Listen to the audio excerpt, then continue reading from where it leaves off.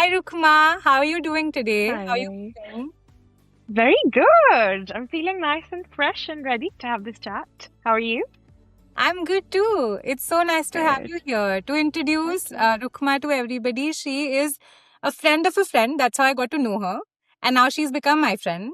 And I'm so honored to have her here because she's tremendously helped me when it comes to my own physical well being. I think she's inspired me with her dancing, with her gymming, and with her regimen when it comes to the kind of meals that she eats for herself. So it's really helped me, and I really wanted to do this conversation with her because I thought like I took back from her, maybe other people out there can also take back something from her, and all that I have applied I can share my perspectives and maybe you all can take it back. So the topic, as you are guessing, is physical well-being and how it impacts your emotional and mental well-being also, or supports it. So Rukma, I'm going to ask you your first question now. So, can you describe what physical well being means to you? Yeah. I think for me, physical well-being is the ability to show up every single day despite everything that's happening in the background. So it's kind of waking up every new day with the ability to take on that day. And it's such a simple concept, but I truly feel like, and this might be a radical thought for people, but I truly feel like no one around you will show up for you the way your body will. And that idea in itself is what encapsulates physical well-being for me. Wow. And I feel like what you described is just so subtle, right? It's not like very, like if it's a physical body, you getting up, waking up every day, putting an alarm, it's not as strict. Like this doesn't sound strict Yeah. to me. It sounds very subtle and soft, just showing up. That's it. That's it. And I think we overcomplicate it. And by we, I mean I have for a very long time overcomplicated it. And for a long time I was viewing my body as though it was kind of another being outside of me. I was treating it as a as almost kind of maybe an extension to myself as opposed to my being and myself. But I think over the course of maybe the past decade, after having a very up and down relationship with my body and my physical well-being, I think I've finally got to this point where it truly is a vessel, right? It's a vessel. It contains you. It shows up for you, and that is pretty much its job. So yeah, I'm not overcomplicating it anymore. Yeah. Yeah, but I mean, what I hear from you that it has been a journey to get to this stance that you're taking today, which I think Yes. is so amazing. Like, I want to congratulate you on your sense of achievement, I must say. And I think I don't congratulate myself enough because I myself have come so far with my physical well-being, and to share with everybody my Absolutely. perspective and take on physical well-being is basically the being, it's being Yeah. the being. A lot of times we associate the physical self, the body, with a lot of doing. Like it's always supposed to act in a certain way. I'm supposed to go to the Mm, gym, I'm supposed to eat a certain food, and there's so much pressure that comes from a space of that you have to show up in the form of doing, because it takes a lot of effort. But I feel yeah. like like as soon as you shift from doing to like a sort of being space, it brings a lot of ease, and then So the true. softness of the love that you provide to yourself would only be in probably waking up another day and then maybe eating your meal a little bit slow with a little bit more of presence, or maybe asking yourself whether you like what you're eating or not. For me, Yeah. like you said, I was disconnected with my body for a really long time. Like I honestly and genuinely, like, trigger warning, like I didn't want to live in this body. That's how much I hated it. And for me to hate it so much is what it took me to ultimately realize that there's no way of getting rid of it. This is what is going to help me function in this life. This is my vehicle, so I need to respect it. This is my temple. Going to the temple is not gonna help me anymore. I really need to start taking care of my health. And I think that's how it started. After 13 years of struggles with multiple surgeries, with medication, having like medication since 13 years of age, now being finally free of medications. It's been a ride for me. And Yeah. so glad again, ending up with the achievement and progress that I have. Yeah. Yeah. Yeah, I'm very proud of you. And you just said that there have been surgeries and a lot of moments where it was really difficult, but you're here and you bounce back and you're in your body. If you compare, there are a lot of relationships in our lives that kind of go through a really horrible kind of low, and day after day we put in effort into mending those relationships, and some of them are beyond repair, and but we put that effort into it. Why not treat your relationship with your body with the same commitment, instead of kind of letting it go and blaming it when something goes wrong? If you wouldn't do that with a partner, why would you do that to your own body, that you owe so much loyalty to, first and foremost? Yeah. Yeah. Forget about partners. Of lately, I see with the kind of people that I interact with, the clients that I work with, people are always in this run and chase for romantic relationships, romantic partners. Even when you are not in a committed relationship and you maybe just have like a crush on a person, or you just like a person, they're not with you, through situationships, one-sided relationships, there's so much of chase that happens, right? To get from guy, to get the person, to be in your life and all of those things. But I honestly genuinely feel like that amount of commitment, if you put into your physical body, of Exactly. give yourself like the right food that your body asks for, I think is very, very important. So can I ask you one question? Like, how do you think when your physical well-being sort of like suffers or goes through that low phase, like you said, like you have like a relationship with anybody in your life that is probably either in a space where it's a little chaotic, it's a little messy, it's a little broken, and sometimes you put a lot of effort to repair it. And like when it comes to repairing it, or maybe it being beyond repair, is what you realize, how does that affect your mental and emotional well-being? Similarly, like with your body, in terms of physical well-being, right? Like, if your physical well-being, your relationship with your body is a little broken, how does it sort of like affects your mental and emotional? So there's kind of almost two ends of the spectrum here. There was a version of me that was a few years ago.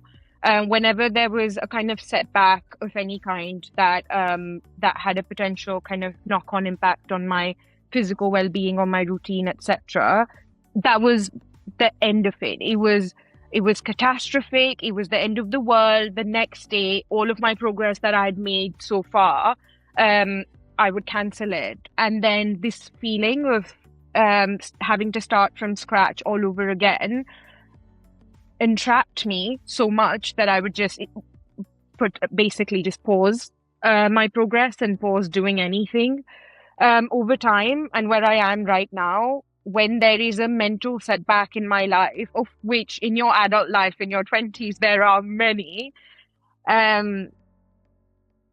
obviously there's a knock-on impact on other facets of life, your physical well-being, your routine being one of them. But what I really, really try to do is not have this kind of catastrophic mindset towards it.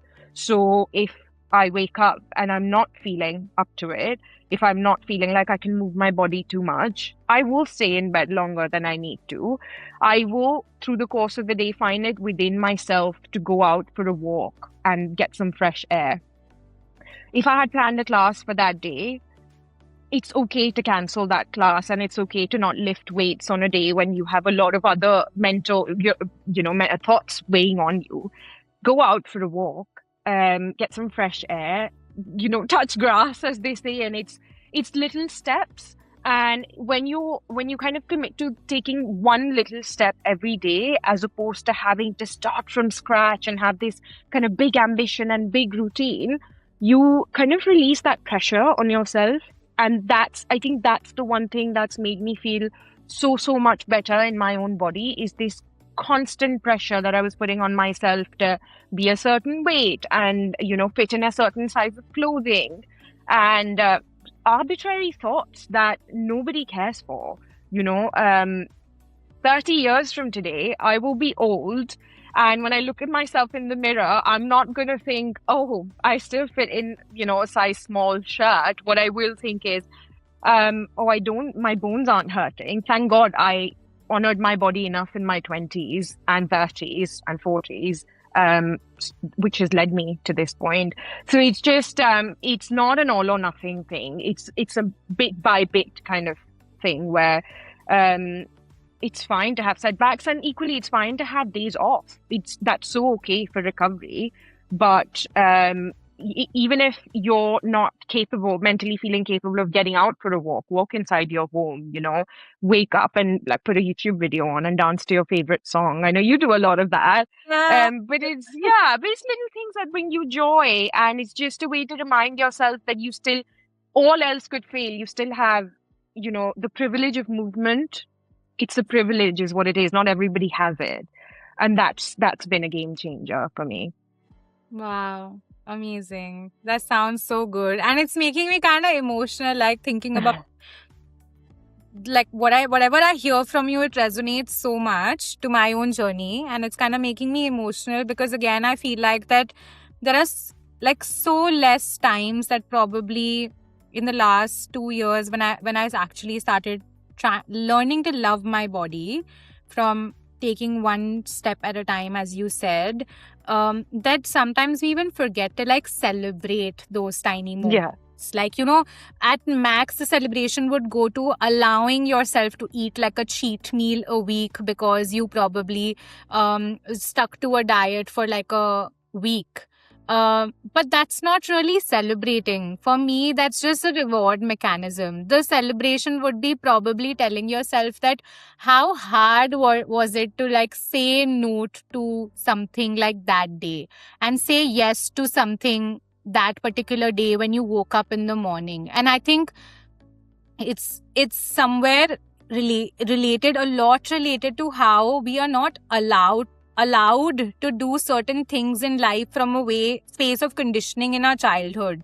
What to permit ourselves, like a lot of we obey our parents so strictly as to what they tell us to do, that the independent rational thinking that a child could be capable of developing, which is saying yes to something and no to something as easy as that when it comes to your food options. I think that autonomy is not usually given to us at a very young age. But if it is, I feel like it would have been so much more helpful because now when I think about it, if somebody offers me something to eat, I know I have the autonomy to say no or say yes. And in that essence, I allow myself, I feel that sense of freedom of choice that I'm sort of giving myself, which I feel like in my childhood, probably I was never taught or I was never given. So, I mean, I'm just sharing my perspective from a place where you also spoke of, right? Like you're going to be in 30 years, you're going to be like an old woman, right? So right now, whatever privilege you have, you use it and you enjoy it. But at the end of the day, it all sort of boils down for me. I was reading about this therapy who a friend of mine told me called REBT, which is Rational Emotional Behavioral Therapy, which basically would tell you to sit down with those thoughts that you have, those behaviors or those beliefs that you have, and you rationalize them. See how rational they are for you. Is it rational to probably tell yourself to gym like every single day? I mean, I've heard from another friend that gymming 3 days a week is more effective than gymming every day. So there are studies that say so. So again, it makes me question, like I feel like it makes me question a lot of things from a space of what's rational, what were you taught, what you aren't taught. That also adds a lot to your mental and emotional well-being when your physical relationship with your body is sort of broken. Do you think a lot of that is elevated or heightened by virtue of us being women and women in South Asian households?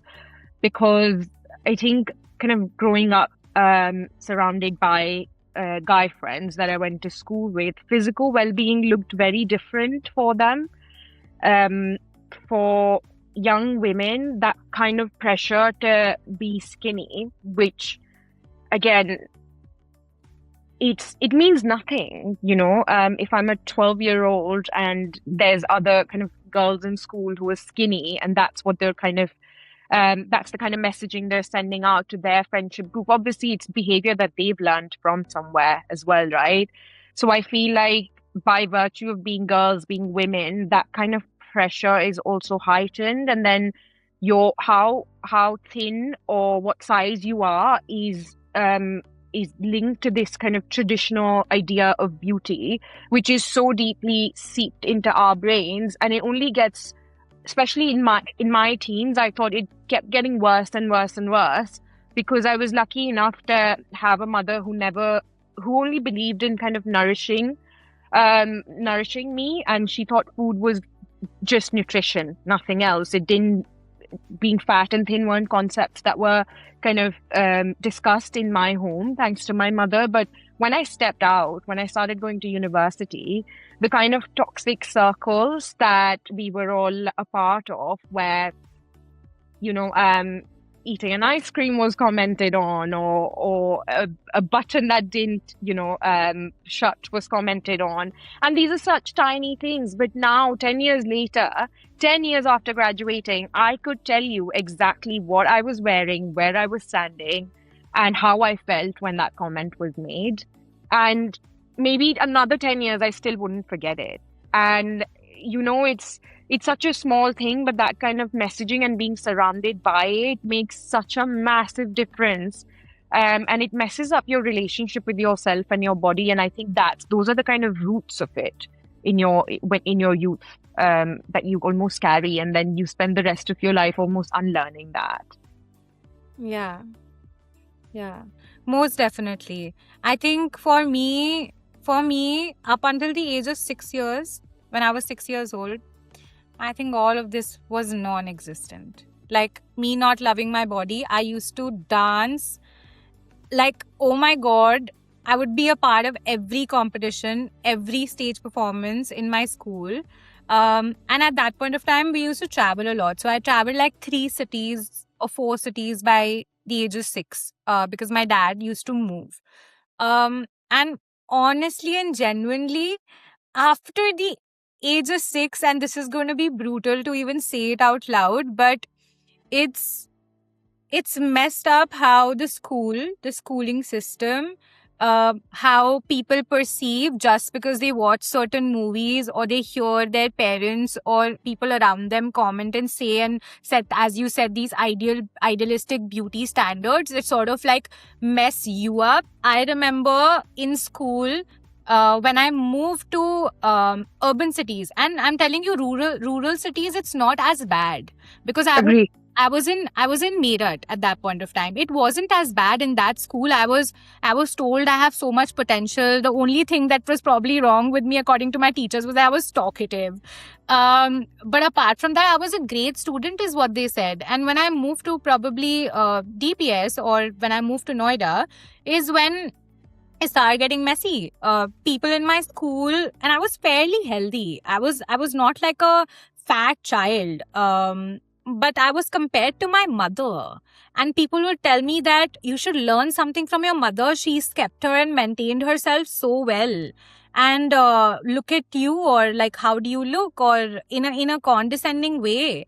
And I think that condescending behavior, that bullying, is so in my system somewhere, that up until I think a couple of months back, I was still projecting that condescending behavior externally onto people around me in very subtle ways, of course, of telling them that they're maybe smaller. But it's only because I felt so small in the kind of physical body that I had, because I was always compared to somebody like my mother. So again, for me, as you said, I saw my body as separate from me, because for me, at that age of 7 years old, and then 9 years old, and then at the age of 21, when I was sexually abused or harassed, it was literally like, this temple is no more my temple. I cannot I cannot do, like, it's been probably spit upon, and I cannot do anything to probably recover its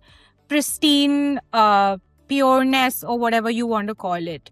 But now, of course, I think differently, because I knew that I can protect it, because at that point of time I felt powerless, and I gave my power away to other people, society, who were uneducated or unconscious or unaware. But if I, by their side, stay in the same space, which is unconscious and unaware, that in the act of being disconnected from my body or disowning it, it is unconsciousness, because ultimately the truth is that you have it and you're still in it and you're walking with it every day. So you'd rather make it better, right? Yeah. You rather own it. Other people are disowning it or rejecting it or bullying you into believing something, but you are giving the power away to them to change your mindset. And I feel like that is the act of probably powerlessness that one would have to sort of shift. That you are giving it away. Don't.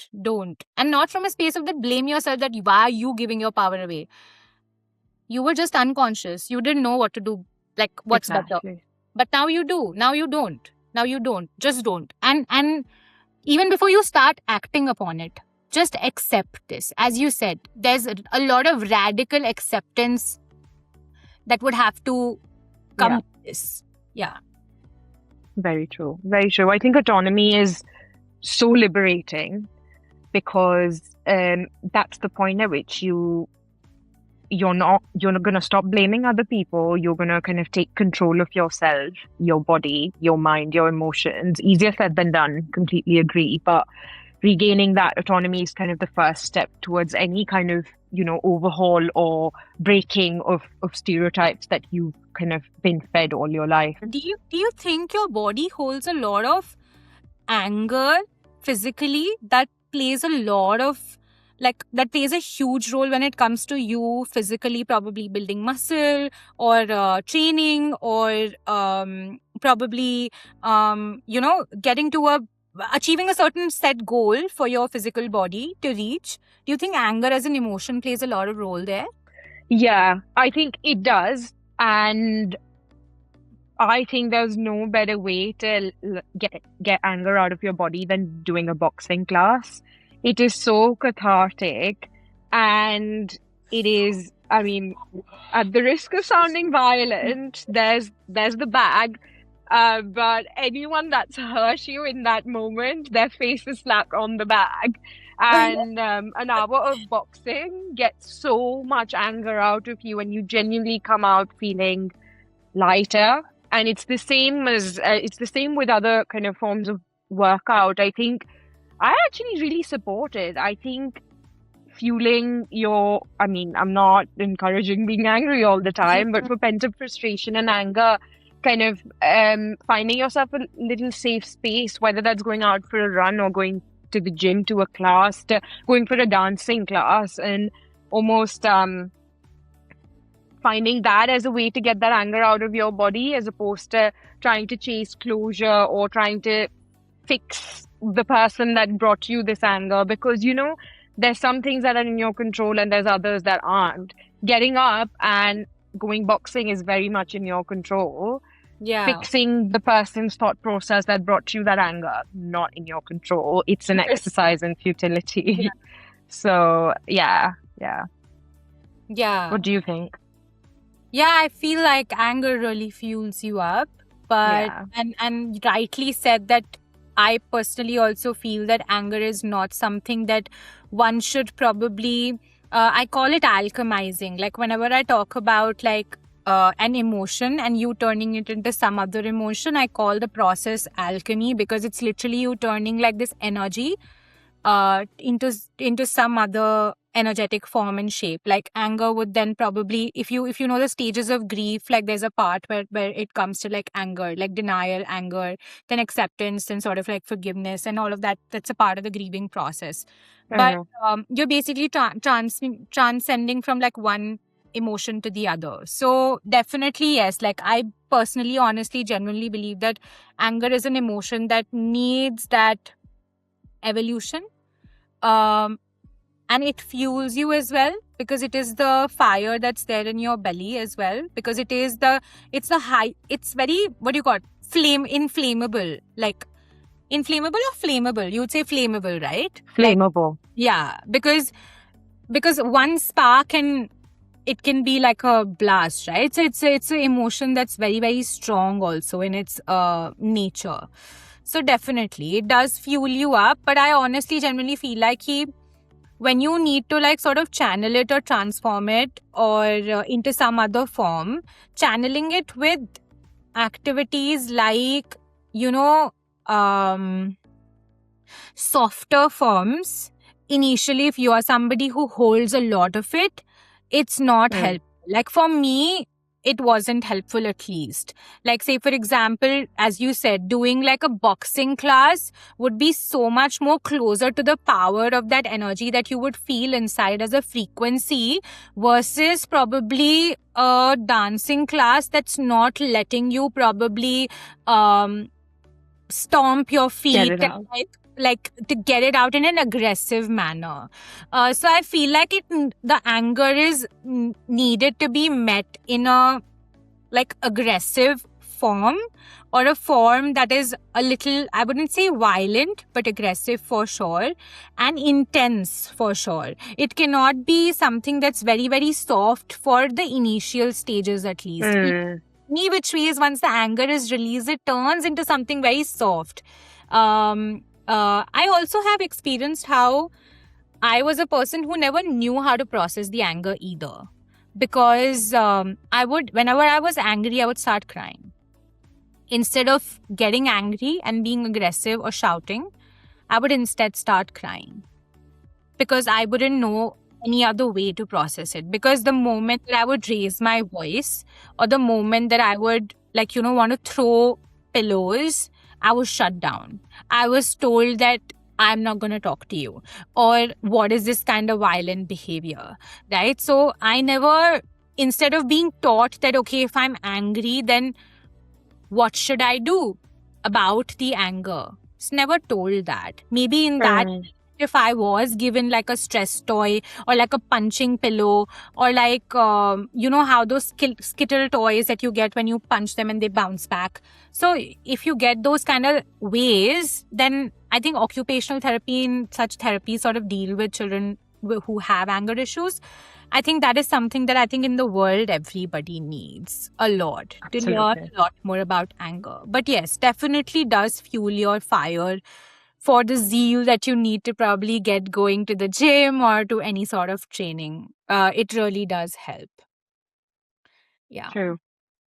I also want to ask, how, when you are living abroad versus India, like you were living in India earlier, how do you think the culture sort of like shapes your physical well-being and your mental and emotional well-being around the judgment that you receive about your physical well-being? It's a really good question, because I've seen a stark difference. To be honest, it's almost kind of opposite ends of the conversation. So when I was in India, and I started kind of my tryst with fitness started when I was maybe 16, 17. The ice cream comment had a lot to do with it. And So sad, so stupid.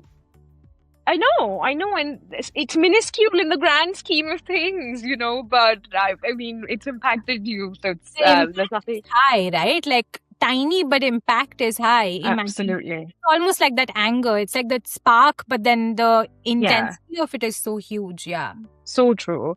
And then, so went to a gym for the first time, and I kind of shared with, they ask you kind of why you're there, and obviously I didn't know any better, so I just said, I need to lose a bit of weight. And they just brought a weighing scale out, and they weighed me, and they said, based on your height, this is, your BMI is off. And which, I mean, a whole other conversation, but your BMI is the most arbitrary concept to measure your fitness.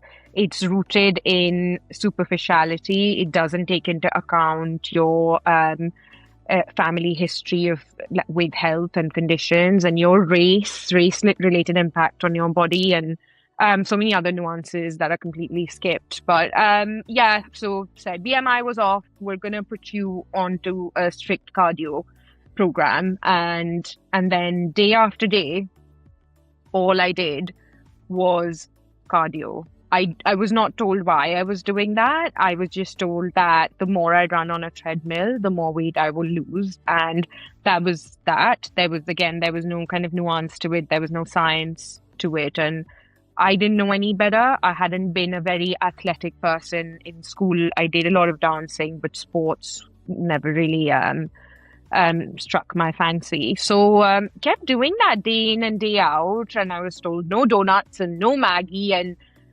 basically none of that. We're just gonna put you on, whenever you want to eat something sweet, you're gonna eat a fruit, and you're not gonna eat rotis anymore. It's carbs, and you're not gonna eat rice anymore. So, that disconnect in itself, because your Indian diet is roti and rice is the most fundamental part of an Indian diet that you grow up eating. And so when you go to the gym and that's the first thing that's taken away from you, as though it's a bad thing, I think that's kind of the root of the issue, right? Because you're not telling me why, and you're not telling me to how to balance my plate of food. You're just telling me to eliminate. So food is bad and food is good, and there's two groups, and there's no correlation between them, and there's no way to meet in the middle, and that is kind of the concept. And that's where my hatred for the gym as a place to go started. And I was just, every day I would wake up feeling so horrible that I had to go back to that place. My trainer was called Sunny, as they are, and he was just and he was just like, okay, run. And then did that for a few months. I also naturally formed a very disordered eating pattern right after, because I was mostly eating one meal a day. I was eating fruit whenever I craved a snack, and I was completely off rice and roti, so no carbs. So basically, I was doing a lot of work in the gym, but there was nothing fueling it.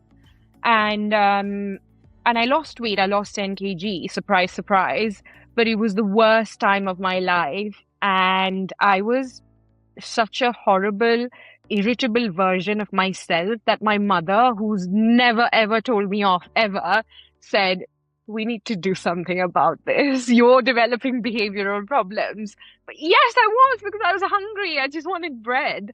And then, yeah, when I moved here and I started going to the gym, how much you weighed or how much cardio you needed to do was never really a topic of conversation. Yes, your trainer would ask you what your goals were, but even when I told my trainer, and I invested in personal training for a few months, and it really kind of changed the course of my fitness. And I said to them, I wanted to lose weight. I needed to lose weight, and they said, you actually, if you build muscle, if you focus on building muscle, the other things will happen automatically.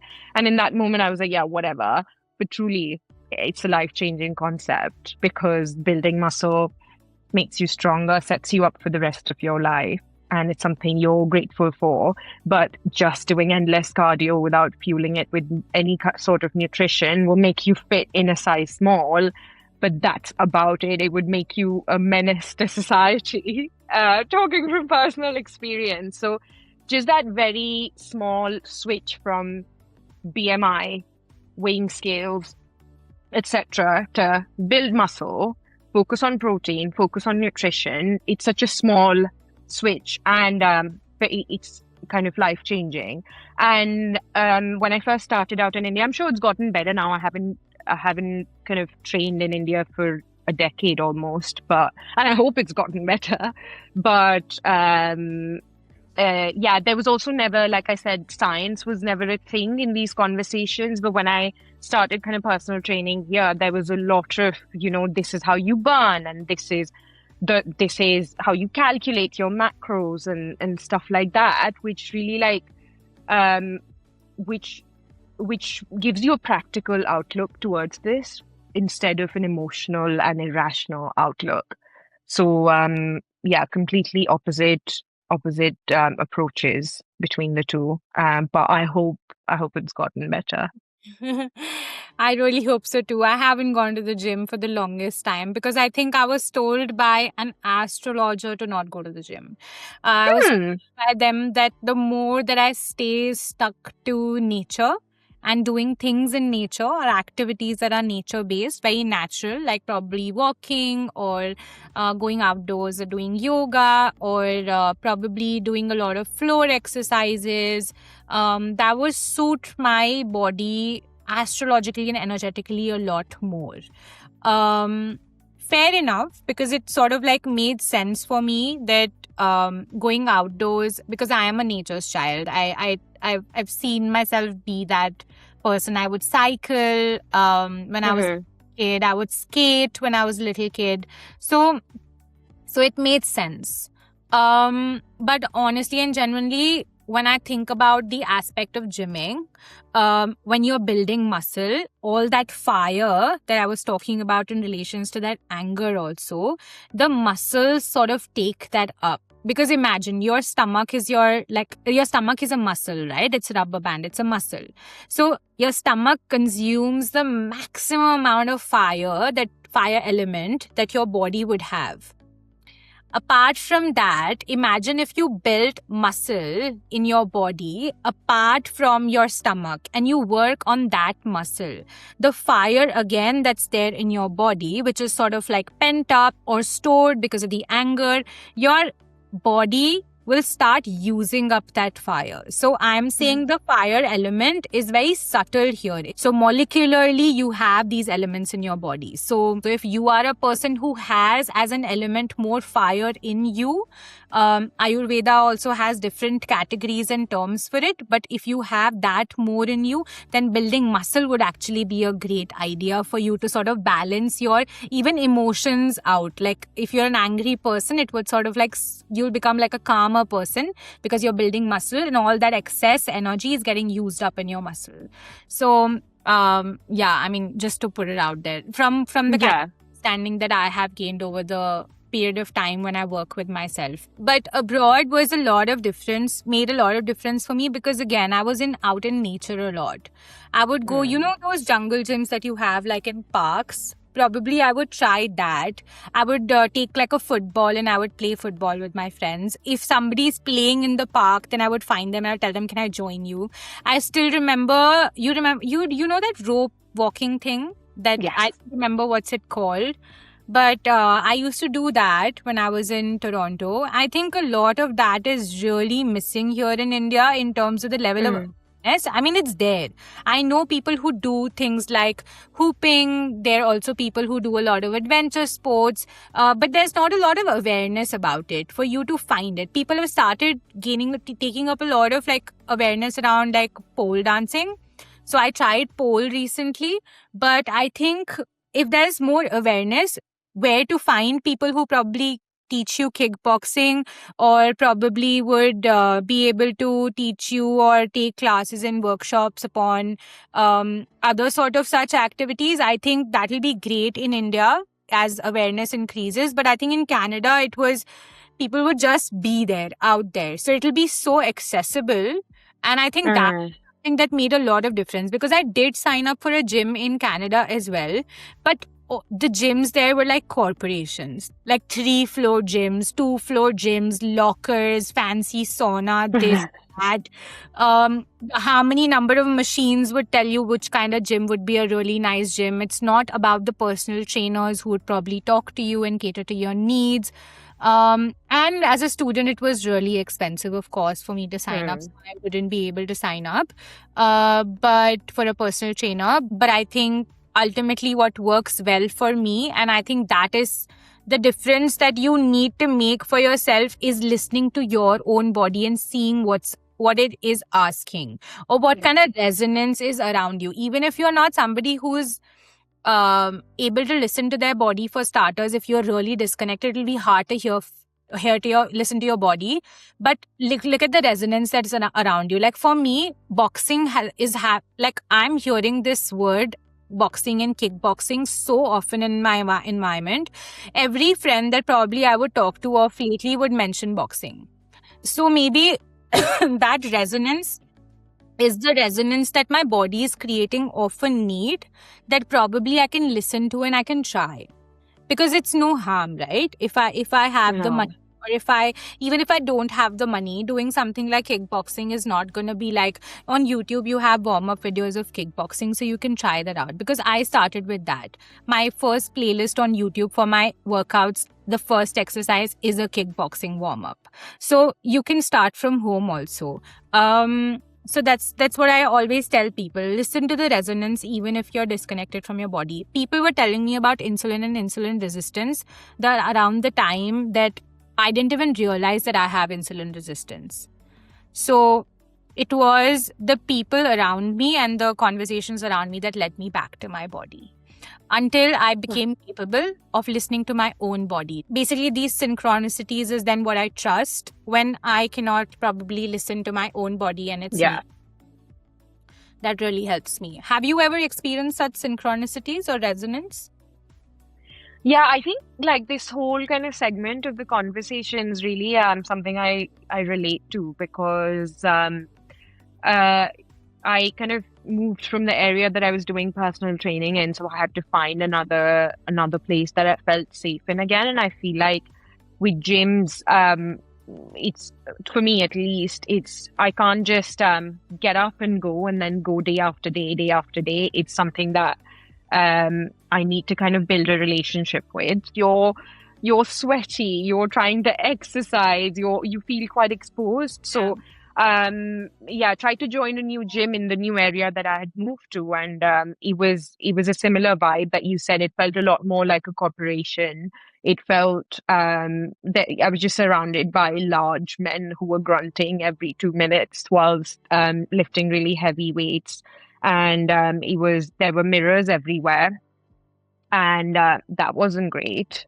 And it was in a basement, so I kept feeling really anxious. So there was basically nothing that made me feel very comfortable in that gym. And I still went day after day. But what was meant to be a really almost kind of relaxing activity that I would otherwise look forward to after the end of a long work day, I felt like my relationship with the gym and with fitness started kind of deteriorating again. And I was like, I can't do this. This can't happen again. I can't let myself, kind of press pause on something I've worked so hard for just because of an external factor. Yeah. So, coincidentally, right opposite this gym was a training studio called F45. It's all I ever speak about because, like I said earlier, it's changed my life and my relationship with fitness forever. The F stands for functional, and all of the classes that they do are functional strength training classes, and there's no mirrors. It's an open space where there's trainers that not only teach you, but they also really care about you as individuals. They care about your physical and mental well-being. You have conversations with them beyond how many calories you ate and superficial things like that. They feel like friends and mentors.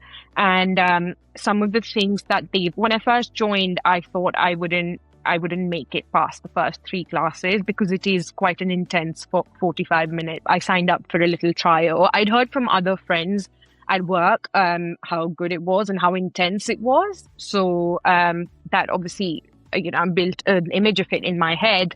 I said, let me go try it. And I did this trial. There was a 2-week trial. I thought I would give up after the first 3 days.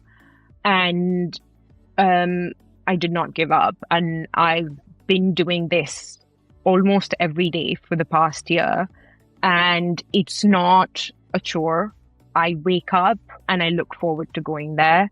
I've developed a relationship with myself and my body that's a healthy, sustainable relationship, because I go in there and I lift really heavy weights because I have cheerleaders and trainers who are constantly trying to push you to. They always tell you you're stronger than you think.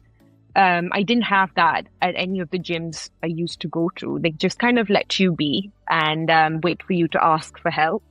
But here, the trainers, you can tell that they also had really, really positive and sustainable relationships with fitness in their own life, and they're kind of now putting that out into the universe. One of my trainers said to me once, he announced it to the class when I think we were all really exhausted, and he said, you know, if you think you're ending a set earlier than you are meant to, you're not cheating any of us, you're just cheating yourself. And it's just such a small thing, but it's true, right? Nobody's watching you. You're not answerable to anyone other than yourself. And it's that, I think that changed the trajectory of my life and my thoughts, not just within a fitness space, but outside of it as well. That if I'm not putting my 100% into something, actually, I'm not disappointing anyone but myself. So if I'm not okay with cheating on another person, why would I be okay with cheating on the person that should be the most important person for myself? And it was, I don't know what it was. It was an energy. I got out of my gym feeling really disappointed after another workout that I didn't enjoy. And it's right opposite. And I used to walk past it day after day, not feeling anything. But January last year, it just almost had a pull. And I got an ad on my Instagram, and I was like, oh, that's the gym I walk past every day. Let's see.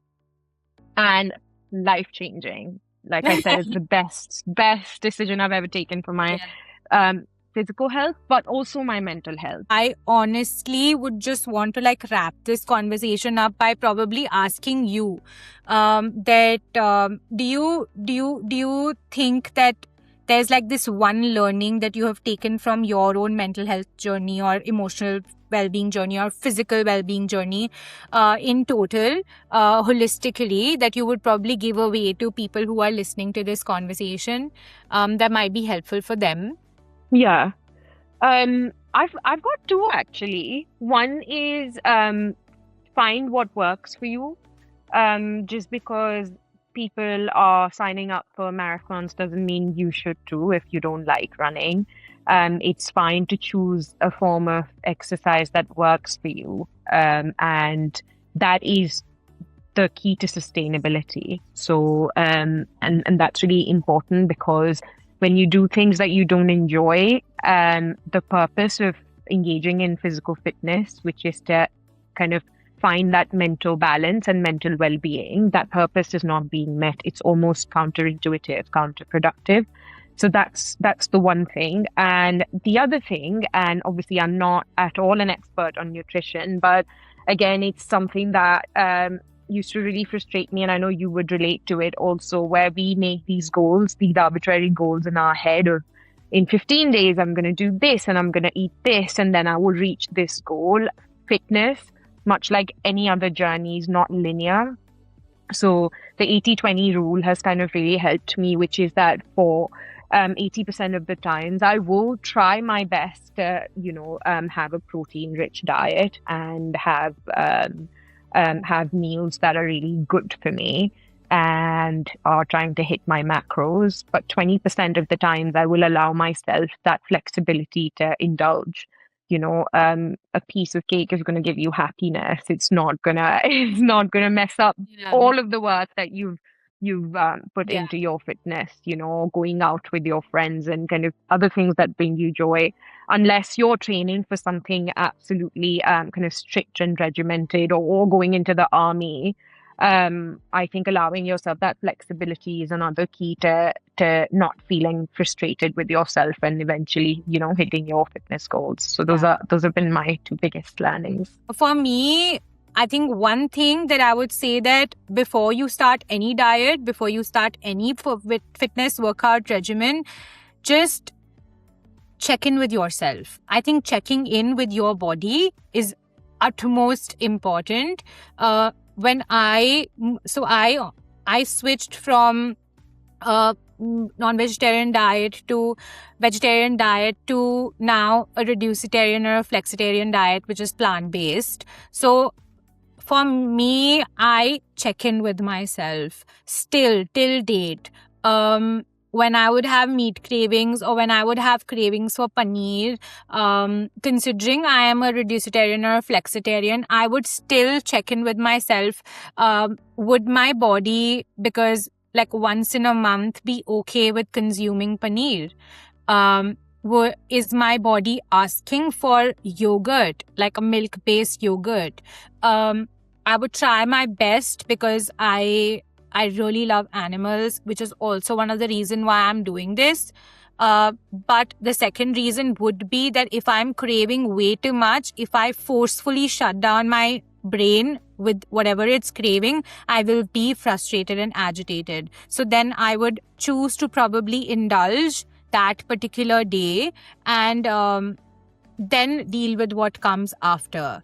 And I think that sort of back and forth relationship over a period of time settles down, and your body sort of and your mind sort of get together in one team and be like, okay.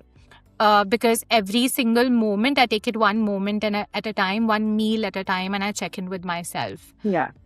And that ways, there's a lot of reciprocity in terms of the love that I probably feel that I haven't received from external environment or myself for the longest time. Yeah. So absolutely. checking in, showing up, again, I think, and I think we've hit full circle with this episode. And So it's true. been a lovely conversation, Rukma. Thank you for doing this. Thank you. No problem. I had such a great time. This is my favorite thing to talk about. So I'm glad you brought me on. Thank you. It's so Awesome. nice hearing your stories as well. Awesome. So thank you so much for listening. Whoever is listening to this episode, I really, really hope that you take back a number of perspectives from this. And if you have any story to share for yourself or any perspective on well-being, then please do. I'm here. You can reach out and we can have a conversation just like this. Don't worry, you don't have to be an expert. So see you next time in the next week's episode. Bye. Bye. Thank you.